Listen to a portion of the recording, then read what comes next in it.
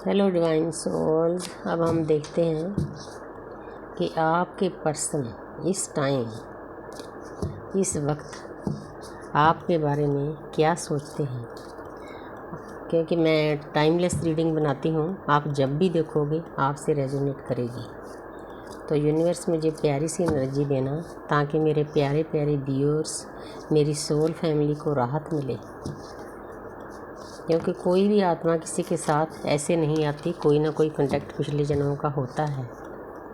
तो इसीलिए आप मेरी वीडियो देखते हो। जिनकी मैं देखती थी मेरा उनके साथ था। तो ये चक्कर ऐसे चलता रहता है, सारी दुनिया इसी पे चलती है।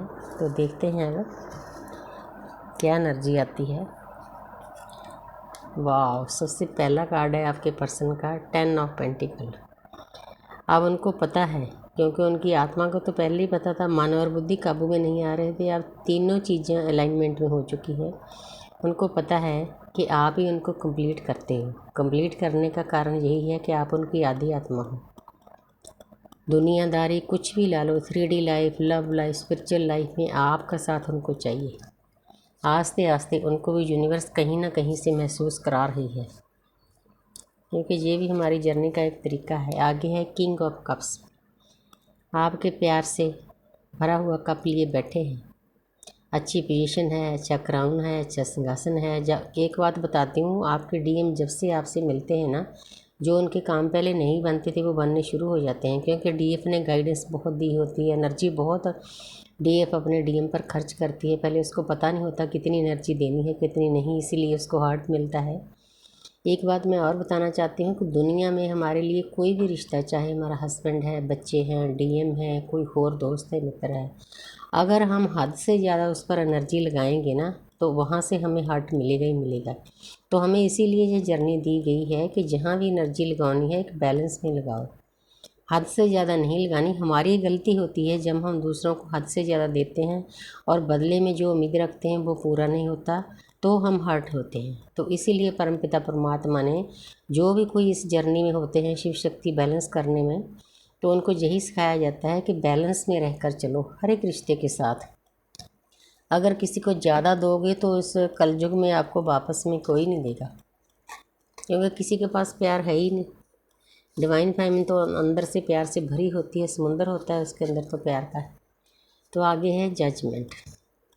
तो जहाँ पर आपके पर्सन आपके साथ इंसाफ करना चाहते हैं और आपको परमपिता परमात्मा से प्रेयर करके मांग रहे हैं, जिस भी धर्म को वो मानते हैं, दोनों हाथ उठाकर मांग रहे हैं। न्यूड पिक्चर शो कर रही है कि अब उनको जर्नी के बारे में एक एक चीज़ का पता चल चुका है। उनको पता है कि मेरी एक डीएफ है, मैं उसके साथ चलना है, मेरी एक जर्नी है, मैं इससे निकल नहीं सकता। ये रिश्ता आम रिश्तों जैसा नहीं है, अभी कोई आया कोई गया।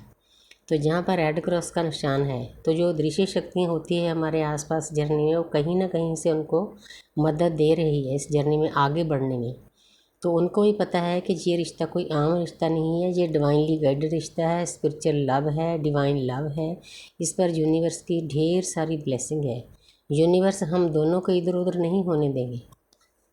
सज़ा मिलती है अगर हम कोई गलती करेंगे। वैसे डीएफ तो बहुत जल्दी समझ जाती है, डीएम को थोड़ा देर से समझ जाती है ये चीज़ें। बस वही बात हो जाती है, लौट के बुद्धू घर को आए। आना तो आप ही के पास है ना। आगे है 6 नंबर। 6 नंबर होता है वीनस का, शुक्र का। तो जहाँ पर वो आप ही के बारे में सोच रहे हैं, अकेला सोचना नहीं, उन्होंने एक्शन लेने के लिए भी तैयार हैं। घोड़े पर सवार हो गए। उनको पता है कि आगे मैंने क्या करना है, कैसे करना है, इसीलिए आपने किसी बात की चिंता नहीं करनी। जितना आप उनके बारे सोचते हो वो आपसे ज़्यादा सोचते हैं। हमें कई बार ऐसा लगता है कि नहीं को ऐसे क्यों है। आगे है एस ऑफ वांड्स। नई शुरुआत करना चाहते हैं, वो भी शांति से, पहले जैसे नहीं।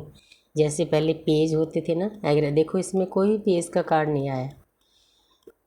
ये कार्ड शो कर रहा है कि उनकी अवेकनिंग बहुत हाई लेवल पे हो रही है, जहाँ हो चुकी है। उनको पता है कि मेरी डीएफ है, मैंने उसके लिए क्या करना है, कैसे चलना है। ज़िंदगी भर साथ नहीं, ये ज़िंदगी भर का साथ नहीं, ये जन्मों जन्मों का साथ होता है। जब से दुनिया बनी है तब का साथ होता है। तो हम दोनों एक आत्मा को दोनों हिस्सों में बांटकर दुनिया में अलग अलग जन्म दे दिया जाता है। हमारी अपनी चॉइस होती है। तो उसके बाद हम कई जन्मों में मिलते भी हैं। तो फिर एक ऐसा जन्म आता है, डिवाइनली गाइडेड टाइम होता है, वहाँ पर हमारी जागृति कर दी जाती है, क्योंकि हमें उस परमपिता परमात्मा ने as a warrior, as a योद्धा चुना है।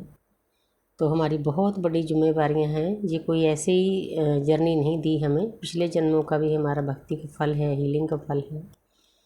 तो लेकिन अच्छा है, भटकी हुई आत्मा को किनारा मिल गया, मुक्ति का मार्ग मिल गया। तो आगे आगे जाकर जब हम आगे चले जाएंगे ना, हमने मुक्ति भी नहीं मांगनी, बस हमने ऊपर वाले पर छोड़ देना है।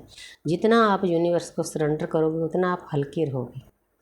देखो कितनी कितनी प्यारी चीज़ है ना, इस लोक में रहकर हम परलोक से जुड़ जाते हैं, देवताओं से जुड़ जाते हैं, एंजल हमारी हीलिंग करते हैं, अच्छे अच्छे टीचर दिए जाते हैं, अच्छे अच्छे गुरु दिए जाते हैं।